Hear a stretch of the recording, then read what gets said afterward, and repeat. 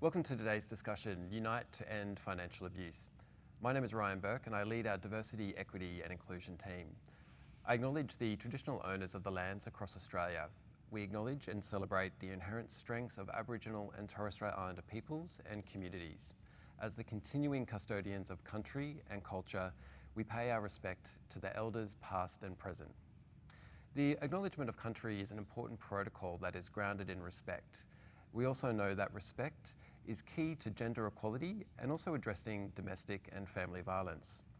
Today we are here to be part of the 16 days of activism to end gender-based violence. It's called Unite, and I thank you for taking the time to listen and learn about this important topic.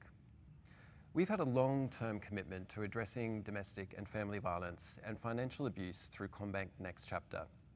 This panel discussion will focus on ending financial abuse, which is a serious and widespread form of domestic and family violence. The content may be confronting for some, but please remember, support is available.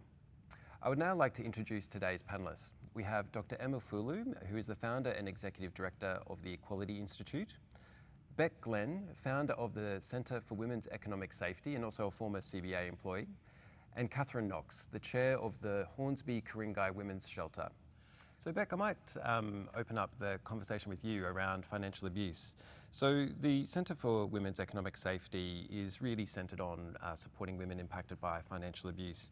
Can you tell us a bit more about what that is and the challenges that arise in addressing domestic and family violence and financial abuse?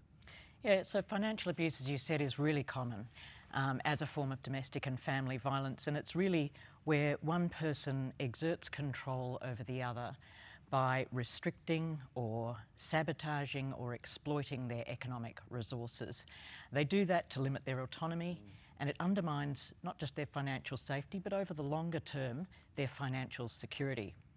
There are some many different tactics of financial abuse, but some of the most common tactics we see are restricting access to bank accounts, dictating what money can and can't be spent on, building up debts in someone's name. It can take many different forms, but it's interesting that it's often hard to recognise, even when you're experiencing it. And I think one of the reasons for that is that we all know that finances are so integral to our lives. You know, it's very hard to live in modern society without money. And so financial abuse is very often intertwined with other forms of abuse. And I think it remains hidden because of that. You know, we talk about social isolation, really common tactic of coercive control. Well, how has that social isolation been achieved? Often it's been that manipulation of economic resources. The person might not have money to go and have a coffee with a friend. They might be too embarrassed to say so, and so they don't. They may not have access to transport. So you start to see the insidious ways that economic abuse is exerted by perpetrators to start to restrict the life of their partner. I guess importantly, one thing I would say is it is experienced by people in every postcode, no matter what their education level, no matter what their cultural background, and no matter what context you're in, it's not acceptable. Yeah, definitely. And I imagine that plays out differently within different communities as well, say multicultural communities and different LGBTIQA+ communities as well. Yeah, and there's some lovely work that's been done by Dr. Supriya Singh, which looks at money through a social lens. So money is often a medium of care. In Anglo societies, we show that we love each other by opening a joint bank account. In other communities, you show your values as a society by sending remittances home to India, for example. And what happens with financial abuse is that is skewed and undermined and abused. And what was a medium of care becomes a medium of abuse, often under the cover of all of those things that we talked about. And so that may mean it looks like different tactics, but it's the same underpinning abuse that's happening across all cultures. Yeah, it is complex. It is. Yeah, very good. Catherine, so frontline services like Hornsby Ku-ring-gai Women's Shelter, you do have first-hand insight to the impact of financial abuse, particularly on victim survivors. What have you learnt through your experience being on the board for many years and now being the chair of the impact? Yeah, so the people who, or the women who end up coming to the shelter, there are obviously a lot of different reasons why in terms of the abuse, but what we found in about 90% of the cases, that financial abuse is actually a significant issue in the bundle of issues that they bring with them. And what is, and listening to Rebecca there, one of the things is that people actually don't realise that. Yeah. They don't understand that in fact they have been experiencing financial abuse.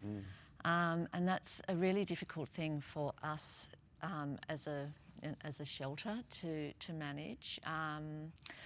And as a society to understand as well that financial abuse is in fact quite insidious, and it's so normalised that people don't realise that it's actually happening to them. Yep. And I'd actually just pick up on something that you said. So a lot of the women who access our shelter, who come to our shelter, come from a variety of different backgrounds, so a lot of different cultural backgrounds, and they have, a lot of them, English is their second language. So accessing support for them is really difficult. Even just accessing our shelter, is difficult, let alone the nuances of all the different issues that they've been dealing with. And I actually also do some work out in Western Sydney, and some of the stories there are very much around culture and language. And so, for example, one story is a couple going to the bank to deposit money, but the husband is the interpreter, Right. even though the money belongs to the wife. And it creates all sorts of issues because the people at the bank have they're thinking, yeah, that's great that I'm hearing all of this information. This is what I need to know. But in fact, what's being told is not necessarily the truth. And it could be very easily, this is the wife's money and she wants to deposit it and she thinks she's depositing it in her own account. Yeah. Whereas he ends up, it becomes his money. Yeah. So these are the sorts of things that we see happening through the stories from the women who come to our shelter and their children. I mean, it's not just the women, it's the mums and the kids. Yeah, definitely. Well, you raise a really good point. Well, we will come to the role of banks and what financial institutions can do. I guess hearing you talk, some of the conversation there is around gendered roles and also power imbalances. Emma, some of the amazing work that you do at the Equality Institute really does focus on supporting gender equality and addressing gender inequality. Are you able to share a little bit more about the connection between those two and domestic and family violence? Yeah, sure. And I mean, I think it's very much building on the discussion already, where we see that financial abuse is often one component or one form of abuse within a complex spectrum of behaviour that includes other forms of abuse that could be, physical, sexual, emotional abuse and other forms. It's often not a one-off incident, it's often part of this pattern of controlling behaviour and very much related to power imbalances. And what we know is all forms of violence against women are underpinned by gender inequality. So gender inequality creates sort of the social context in which violence against women is able to occur. We know, for example, in countries where there's more gender equitable societies, we have lower rates of violence. We also know that individuals who have more gender equitable attitudes are less likely to use violence. So it relates at both a sort of social and structural level as well as an individual level. And the way that gender inequality plays out and how it directly relates to violence against women, there's sort of four key drivers that have been identified by the evidence. The first one is around condoning of violence against women. So you might see that, in the media, or we hear victim blaming comments, jokes and the kind of minimisation of violence. That's one core driver. The other core driver is men's control over decision making, both in public and private life, and you can sort of see that in some of the examples that have been shared already. The third is around rigid gender stereotyping and roles. So the idea, for example, that a man should be the breadwinner or the man should be in control of money in this case, is another example of how gender inequality directly relates to violence against women. And finally, the fourth area is around peer relations and dominant notions of masculinity, or what it means to be a man, that are aggressive and controlling. And so it is quite complex. Even when we just use the word gender inequality, we actually, you can unpack that and see these different layers of how that interacts. The final thing I just will say is that we also need to understand that not all people experience gender inequality in the same way. Gender inequality intersects with other forms of discrimination and disadvantage, be that racism or ableism, homophobia, etc. So it's really important to understand that yes, it is the underpinning, but it plays out in different ways, creates different barriers for different groups of people, increases risk for different groups of people. And I think what's really, I guess, why we're here is thinking about how do organisations, how do workplaces, how do we all play a role in really calling out and acting where we can to address gender inequality. So not just responding to violence, but how do we also address that root cause? Yeah, definitely changing attitudes and mindsets around that. Yeah, and it also plays out within workplaces as well. When we think about women in leadership, absolutely, we've had a focus on inclusion and diversity for many years, and it's important that we have that to, start to encourage the right mindsets and behaviours. Yeah, everything from thinking about parental leave to the gender pay gap, superannuation gap, which plays into financial. These are all elements of gender inequality, or that very much relate to violence against women, and we have to both respond to it and address those as well. Yeah. Emma, what are your thoughts? Sometimes it's hard to make that link in a workplace context around gender inequality and the link to domestic and family violence, because sometimes people do think it's a private matter, wider workplaces, banks, utilities. What are your thoughts on the best way to draw that link or to explain that link? Yeah, I mean, we've been doing a lot of work in that space lately, and I really think one of the conversations we're having is around recognising that gender impacts all of our lives. We are all socially constructed to engage in certain ways from birth, from the toys we play with when we're children, the clothes we wear, etc., how people communicate with each other. And that puts us in boxes and is in often quite constraining ways for people of all genders. And if we can recognise that actually we all would benefit from creating a world where we have freedom of expression and can be truly who we are, I think then we can bring people on that journey and see that actually this isn't a problem over there for people, who are directly even experiencing abuse. This is a problem for all of us, and we all have a role to play to create a more equitable society, and we will all benefit from that. And so I think it's that sort of hearts and minds piece, moving away from compliance, where we've sort of ticked the box of you have to behave in this certain way, and but to really, get back to the human stories and the experiences that we all have in our daily lives. Yeah, definitely. It's an interesting one in terms of the role of workplaces particularly, and large financial institutions, because we can create that ripple effect, doing education internally, supporting employees to maybe open their frame of reference around different communities and the impacts and the different types of marginalisation that occurs is important to then take that outside. Yeah, absolutely. And I just think of the scale of workplaces, people, you're talking hundreds of thousands, millions of people in workplaces every day.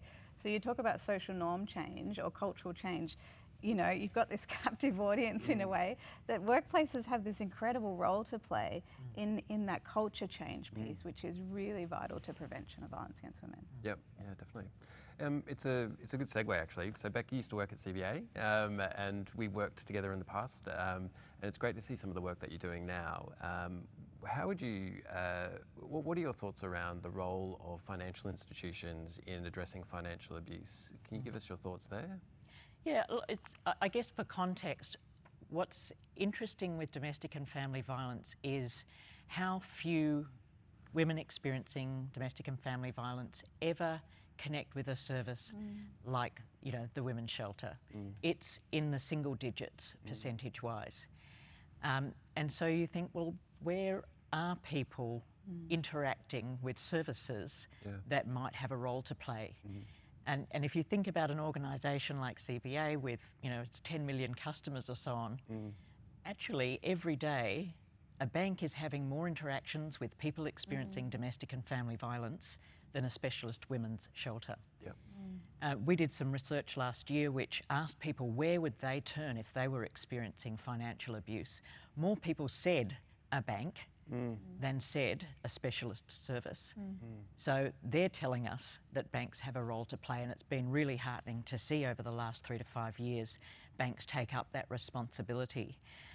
Next Chapter initiative, I think, is just so groundbreaking in saying, we will support our customers, we will support people who are not our customers experiencing financial abuse. We have just launched a paper called Design to Disrupt to say, actually, we think banks can do more. We think banks can disrupt perpetrator behaviour by looking at the design of products through a lens that says, you know what, people get married and very many of them do not live happily ever after. Whether there's abuse or not, we think that products could be redesigned so that from the outset, from when people take up a new product, there is a plan in place for what happens when a relationship ends. So that it doesn't have to get dragged out. It doesn't have to be that a mortgage or a credit card or a joint bank account is weaponised by the perpetrator and used to extend abuse even when the relationship is over. So we think that banks, with their enormous reach, both as a workplace, but also, interacting with almost every Australian. We have very high rates of financial inclusion and people with bank accounts in this country, and I would encourage banks to keep up the good work, but keep going. Go further. Yeah, definitely. One of the things with Next Chapter that has been really important is to further the knowledge base around financial abuse, and particularly how it manifests within different communities. And we've been lucky enough to work with many community organisations to inform the way we do that, and particularly working with UNSW on that knowledge base has been incredible and very valuable to continue, because there isn't a lot of research out there, unfortunately, Beck, as you would know. No, that's right. And there is a key part that goes along with raising awareness, which is improving understanding. So understanding that it is unlikely to be happening in isolation, that actually the kinds of decisions that a victim survivor might be making, that to an outsider, to a bank staff member or to a person in a shelter might seem illogical. There is almost certainly a logic to it, but there is a lot more, almost always a lot more going on than is visible to the outside. So I think that the knowledge base is so important because we need to better understand the dynamics of domestic and family violence and the role that financial abuse is playing within that broader context of abuse. Yeah, definitely. So Catherine, I think it's interesting around the work that you do at the shelter, and to Beck's point around understanding sort of the behaviours and what might play out. What are you seeing with the work that you do around those behaviours, and how would you, if say a family or a family member or a friend or a colleague would come to you, what would you suggest to be the right way to respond? So there's a lot in that question. It's a big question. Yes, and part of the answer is chair of the Women's Shelter is one aspect of the work I do, but it's a really important part of the work I do because it actually gives me a platform in other work that I do. So I'm actually going to answer your question in a slightly broader way because I think it the women who come to seek the support that we provide at the shelter are women who literally have nowhere else to go. So they have, and it's quite distressing. And you know, I'm the chair of an organisation. I'm not a clinical person. I'm not a caseworker, so I don't actually hear, you know, the day-to-day stories, but I do hear the larger story from individual people. But I also am involved in a range of other areas and hear other stories. So right across the spectrum. And so the women who come to our shelter, as I said before, a lot of them really have no idea. You know, if you said financial abuse, they wouldn't know what that meant. You know, they wouldn't know what you're talking about. But other groups of people that I've worked with, tertiary educated professional women, also would not be able to tell you what financial abuse is. So right across the spectrum, it's just become so normalised that people learn to live with it. And it's like a lot of the other behaviours around domestic abuse.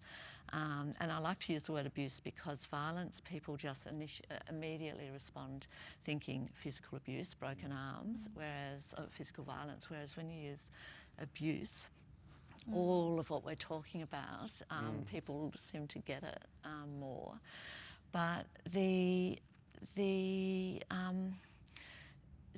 when you're living with this day on day on day, and it is a pattern of behaviour, it just becomes normalised. So you don't realise that the fact that I don't own my own credit cards, I still go to the bank, I still get the money until something happens, and then you don't. And then you realise, well, it becomes apparent that it's your partner who controls all the finances, even though you might live in a lovely house in a beautiful leafy suburb. And so that's part of the story. So getting to the answer of the crux of your question, it's very unlikely that someone will come to you and say, I'm actually experiencing financial abuse, can you please help me? So it's generally more of a conversation that you might be having. We as individuals, as friends, as colleagues, could be having is simply around, you know, what's going on, and having a much broader conversation, and then eventually that conversation moves into an area which is more specific, and actually picking up on, so what is going on? So they don't have access to money. They don't even know what assets they've got. They don't know what bank accounts they have. They may be signing forms. They've got no idea what those forms are. But when it comes to the crux of it, it's usually more likely to be a general conversation to which the response then is never perfect, but it's around, you know, thank you for sharing this with me. How are you? How are you going? That doesn't sound right. You sure that's what was going on? You sure? You know, sort of questioning, pushing back a little bit, but actually having that sort of open-ended conversation. It's not going to be, I'm experiencing financial abuse and I need help. Yeah, so it's a broader conversation. We also don't have the answers, and often then that's the opportunity to say, I will do what I can to help you, but, you know, and obviously this is a fabulous opportunity then to speak about what the bank is doing. But it's giving people being kind and compassionate, people feeling that they have support somewhere, and feeling that you can support them on the next step of their journey, but ultimately it's their decision. What they do is their decision. Listening without judgment and offering options, not telling. And listening. Yeah, definitely. So it was a really good, I guess, insight into what happens on a local level. Emma, you work globally and do a lot of amazing work around gender equality and inclusion globally. What are your insights around domestic and family violence, and maybe what some other countries are focused on, or just any sort of broader view around sort of the ways different countries are addressing this issue? Yeah, no, it's a good question. I'll just quickly jump in on the previous point as well. And I think, you know, going back to the individual level quickly, I think people often feel like perhaps nervous or scared to ask questions or start a conversation. They might feel like it's not their place, like it's personal. They might sort of suspect, they see signs and symptoms, the person's behaviour has changed, or what I've sort of experienced over decades of this work is victim survivors really genuinely value being asked and starting a conversation. They much prefer for you to feel like that you care and people are noticing and engaging with them rather than the silence. So I think I'd really encourage people just to take that first step sometimes, even if it might turn into nothing. But that sort of, if you suspect something and it's just that compassionate questioning, I think is a really, really great way to start. And people are often really relieved Exactly. when you do ask the question, even if you feel, I actually don't know what to say, I don't know what to do, I don't know how to help, but just by showing that you care, that person, often that's all they need.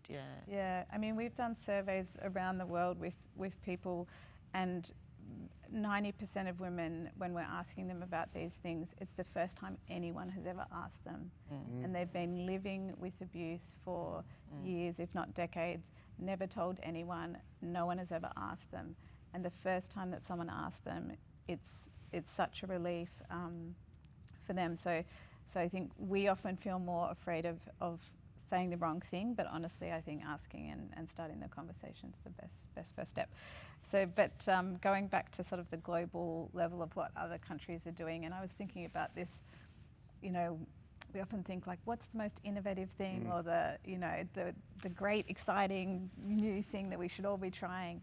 And, you know, I think Next Chapter is obviously doing some brilliant things, and I don't think there is one. It's not like this magic, you know, shiny new idea that's going to solve all our problems. And I think what we've learnt through building the evidence, particularly in low and middle income countries, have been involved in a number of very large research projects looking at what works to prevent violence, is what we've learnt is probably really what you're doing is that it's actually a holistic response that's needed. So there is no single bullet, silver bullet. There's nothing that's going to solve it with one shot. But it's this holistic approach that's looking at how do you address the root causes of these issues at all levels. So whether that's, and we often call it whether it's a whole of government, a whole of a workplace, or a whole of school approach. So for example, if you're in a school, and you can apply this to a workplace, you're working with students around education and changing norms from very young ages. You're also working with parents to change the way they communicate their attitudes. You're working with teachers, and you're working with systems and structures. So it's that, and that can apply to a country, an organisation, a workplace, a community, and that's the work that has been most effective across communities around the world. And I think the other thing I would say that has been really effective, and I think it's just an emerging conversation here, is recognising that this is not a women's problem, this is not a victim's problem, this is a problem with perpetration. So I don't think we've yet shifted the narrative to really look at how do we stop perpetration? And that means how do we look at the cultural norms that drive the acceptability of violence in our society? And what does that look like to really challenge those norms around masculinity and dominance and control and power and consent? And that's where I really want to see the conversation go. And when I've seen communities or countries really take that up in a meaningful way, I think we've seen really significant changes. We've seen changes in community, 50% decreases in rates of violence at a community level in 2 to 3 years. Nicaragua has done a study over a 20-year period, which has seen a 70% decrease in rates of domestic violence at a national level. So there's absolutely hope that we can create serious change, and in our lifetimes. This isn't, like over multiple generations. This is absolutely possible. So I think it's just that holistic approach, commitment to addressing the root causes, and that kind of that long-term agenda that this isn't going to happen overnight, and it requires significant investment. Yeah, definitely. It's like an equal focus on prevention as well as response. Yeah, really exactly. Get under those drivers. Yeah. Exactly. Yeah. Well, thank you all for your time, Emma, Beck and Catherine. We really appreciate your insights. And I do encourage anybody watching today to further their knowledge and education around financial abuse. particularly in the context of domestic and family violence over the Unite period. So thank you very much for joining us. Thank you.